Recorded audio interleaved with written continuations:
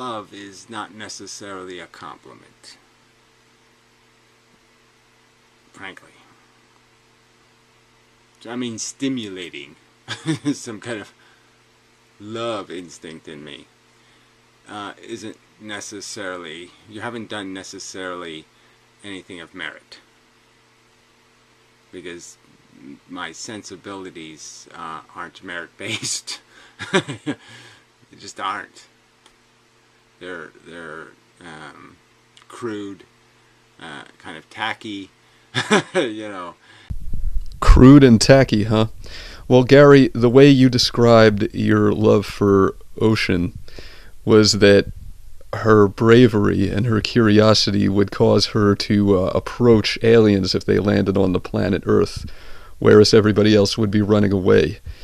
Can you please tell me what's crude and tacky about that? Let's listen a little more to the way you described your feelings for her. But I know there's more to you than just hate, because you love Ocean. Well, again, this love world isn't worth much. You know, frankly, she was hot, you know. And, you know, well, yes, you know, and yeah, okay, it goes beyond that. You know, I loved her, I mean, the whole, you know, Freddie's nightmare of her poetry, and you know, I mean, it was just, you know, I mean, she had a way with the art, the performance art of being human. She had a wonderful art to her. A wonderful flair for the performance art of being human. Yeah, that sounds really crude and tacky to me, Gary. I've described your feelings for my ex-girlfriend as beautiful and pure, and yet you describe them as crude and tacky. And I'm wondering how it is that you and I can look at the same thing and reach such vastly different conclusions and see such different realities. Again, I just don't need you preaching to me about what I need to do, because number one, like I said, I don't need the personal boost of I need to do something good to feel good about myself, because I don't have any bad to fix. I know that you don't, and I've been calling attention to that fact. Gary, the last thing that I would ever do is preach to you. In fact, I think if I ever met you, I would probably bow down and kiss your hand and beg you to bless me. The reason I've been trying to get you to think about good things you've done for people and asking you to tell us stories about good things that you do for people is to prove to everyone else what I already knew, for one, and also to get you to see what I see, to get you to see the goodness in yourself, because I don't think that you do. Gary, I didn't call you Saint Inmendham for no reason. I don't know if you've seen the kind of things that I've been saying about you in the comments sections of my videos, but I have an inkling that you may be a particular type of saint called a holy fool, or a fool for Christ. This is a type of saint that isn't too well known in the holy traditions of the West. First of all, the term is one of great respect. It has nothing to do with foolishness or stupidity. Holy fools are saints so humble, who feel so acutely their own inadequacy before the Lord, the guilt of their own sins, that they can't bear to be called saints. So they behave in bizarre and socially unacceptable ways. They act crazy, and they do so in order to avoid being praised. You know, Gary, don't think I haven't noticed all the biblical references that you work into your videos on a very regular basis. I entered this game completely honestly. I really did. I never wanted to hurt anything. I didn't want to take anything. I just wanted a fair game to play. And I never really trespassed against that kind of ideology. I'm the most unrapey person. Not the most. Okay. I don't want to exaggerate, but I just mean my tendency. I wasn't a grabber. a taker by any kind of volition. Any trespass I ever committed was an accident. Anyway. And what trespasses have you committed, Gary? See, that's what I'm scratching my head and trying to figure out. I'm 37 years old, and I've spent most of my life out in the world sinning. Being a liar, a thief, a cheat, an adulterer, committing every manner of unholy act. And for the past 35 years, what have you been doing with your life? You've been cloistered in your shitty house like a monk, caring for animals, giving out large sums of money with no expectation of being paid back. Point is, so somebody can come to me and they can ask for $500 and I can give it to them. And I've done this more than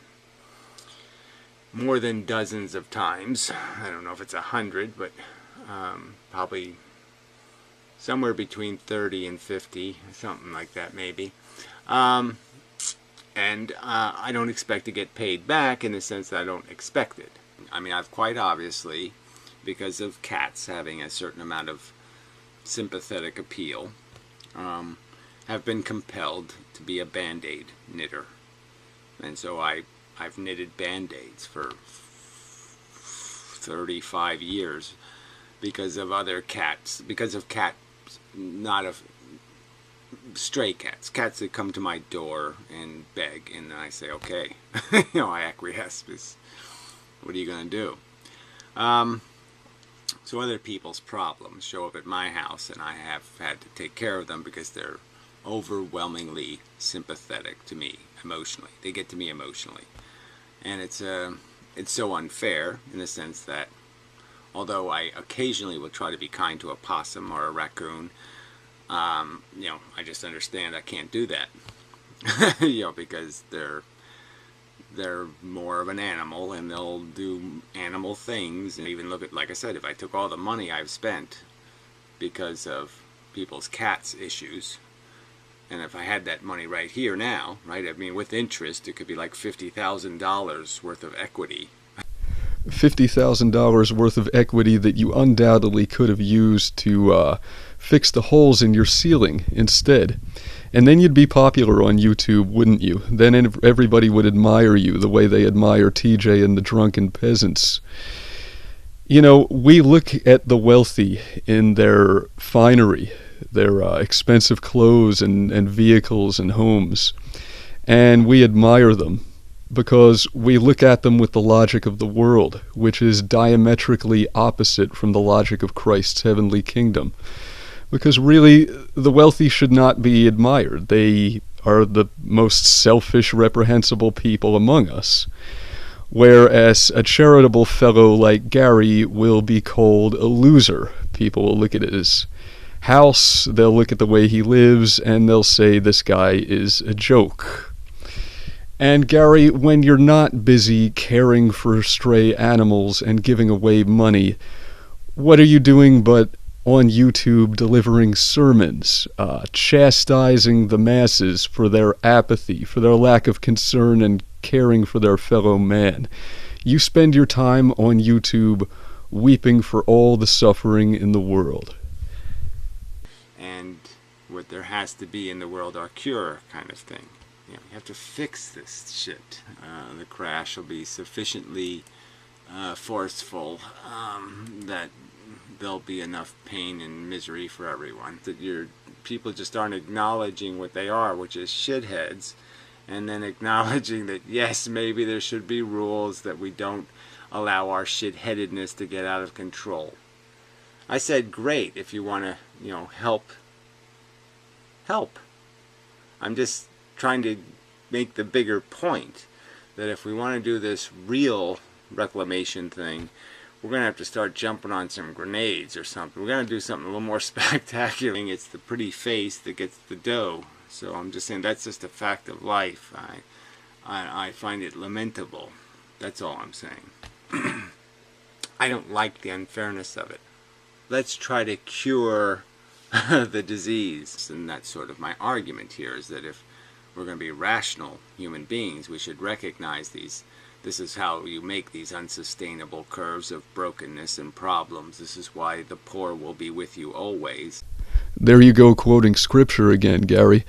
But the reason why the poor will always be with us is because we'll always have people like you with us.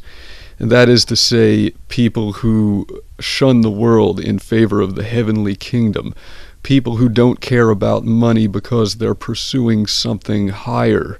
But Gary, I didn't make this video to convince you of your holiness. If you are what I think you are, then I don't expect you'll ever admit it.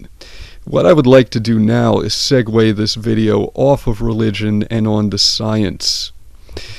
You know, atheists have always put the blame on religion for retarding the progress of science. The examples that probably come most readily to mind are men like Galileo and Copernicus defending their theories against the church. But we have to examine what role the church played in the Middle Ages. What institutional role did it function in society? And the answer is it was the equivalent to what the university academic system is today. The churches were the houses of learning. And if we look at science in secular society, there is still resistance to change without any help from the church.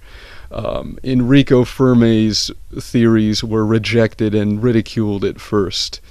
Einstein's theories were rejected and ridiculed at first. And both scientists were ostracized by their peers for upsetting the status quo. See, this resistance to change is not a feature inherent in religion. It's a feature inherent in mankind. And why is this a feature of mankind? Quite simple. Because mankind exists in a fallen state. I go back to, say, 1985, when I was, I had lived off my own resources with my anxiety disorder, and it was becoming harder and harder for me to make a living, and so I wrote a letter to the federal government informing them that I think it's really obscene, that they put people in a marginalized psychological condition in this position where they're going to have to live in this grotesque poverty, and they'll throw me in an institution, or they'll throw me in jail. They'll throw me out of my house. They'll throw me on the streets into a homeless shelter. But they won't allow me to just gracefully get the fuck out, because it just isn't working. I can't play the game you want me to play, so you won't let me just say, can I get up and leave, please? Can I just leave the table quietly, gracefully? No, you're going to force me to blow my brains out, or jump in front of a car, or jump off a bridge, or do some fucking act of violence against myself, because you won't allow me to, in a dignified way, concede that, okay, I'm not productive enough to be part of your little society, so I'll just leave, okay? Gary, I'd like to tell you about a story of something that happened to me in my life. A couple of years ago, I was going through some difficult personal issues which put me under a tremendous amount of mental stress. And because of the stress that I was under, I ended up having a panic attack, or you could call it a nervous breakdown. You can call it what you want. But the stress was so severe that it weakened my immune system to the point where I came down with shingles. Shingles is a viral disease caused by the herpes zoster virus, otherwise known as chickenpox. See, what happens is someone becomes infected with chickenpox as a child, and after the initial infection, the virus just lays dormant in their body for the rest of their life, typically until they reach old age. And then at that point, the immune system becomes weaker, and the virus resurfaces, and it begins to attack peripheral nerve cells, which is exactly what happened to me. I started feeling pain in my arms, which I mistook for the onset of arthritis. until I started breaking out in rashes, and then I figured out what it was. Now, it's not typical or normal for someone as young as I am to come down with shingles, but this just serves to prove how powerful the psychosomatic response is. Psychosomatic responses, of course, are when real physical anatomical changes take place within the body based upon no more than our thoughts, feelings, and ideas. So, to recap, I was thinking negative thoughts, and I was upset and stressed out, and it literally caused a physical anatomical change in my body. The stress weakened my immune system, and a virus started to attack my nerves. Now I'd like you to watch this video, Gary, and please watch the whole thing. It's only 5 minutes long. Are you one of those folks who uses this phrase, "Oh, my aching back"?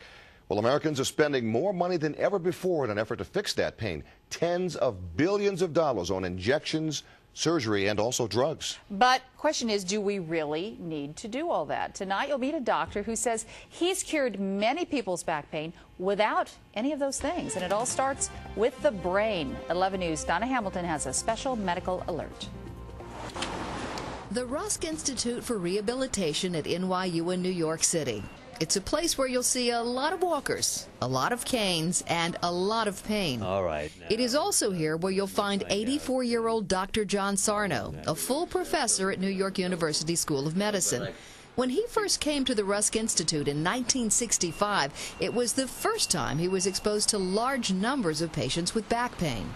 All of the patients practically that I was seeing had histories of other things which I had considered mind-body for many years.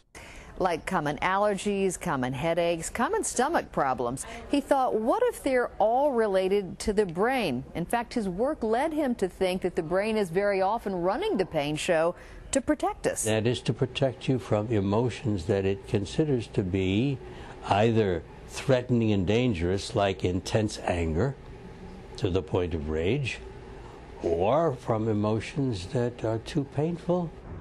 56-year-old Stephanie Browner knew pain very well. She had suffered from back pain, sciatica specifically, for 30 years. Then 3.5 years ago, she was diagnosed with a herniated disc.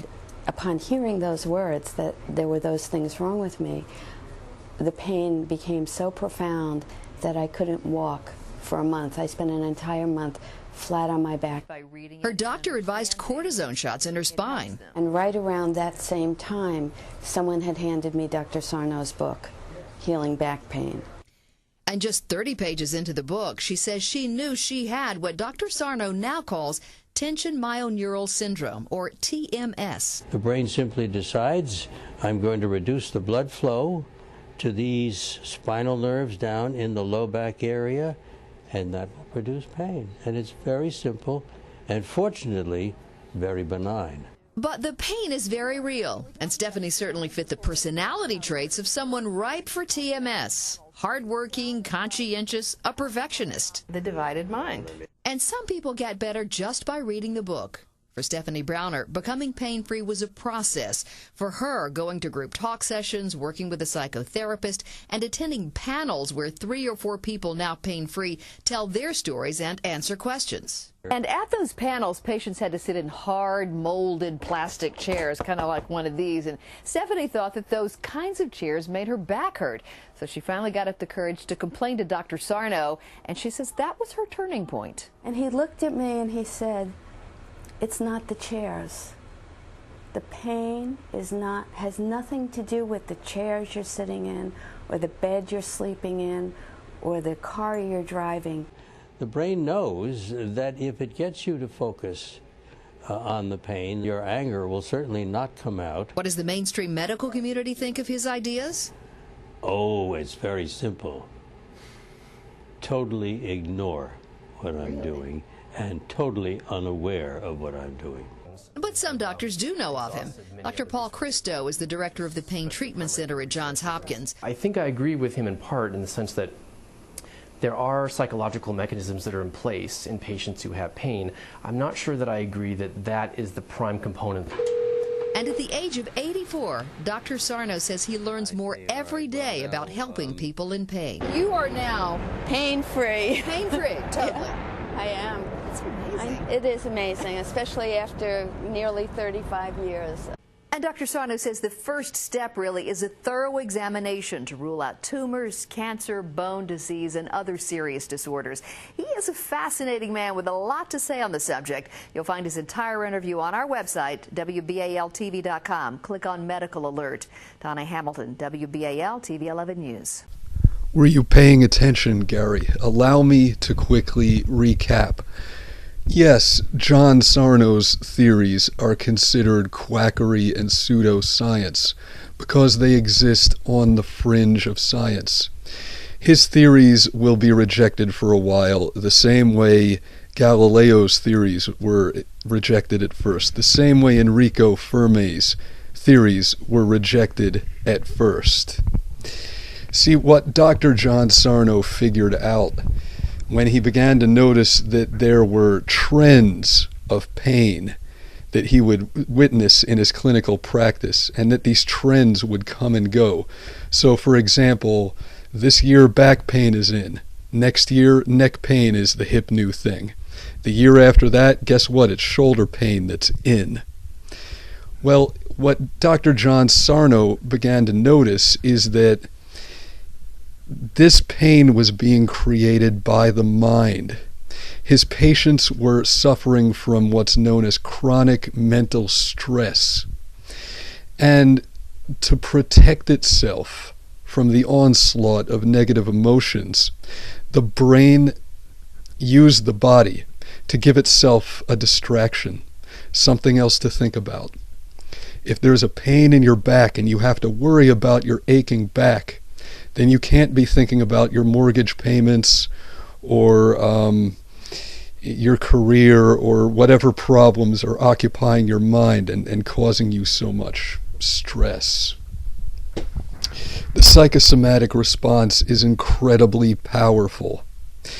It's so powerful, there have even been reported cases of people dying from it, such as dying of grief, dying of a broken heart, or simply dying because they give up on life and become convinced that they're going to die. That is how powerful our minds are.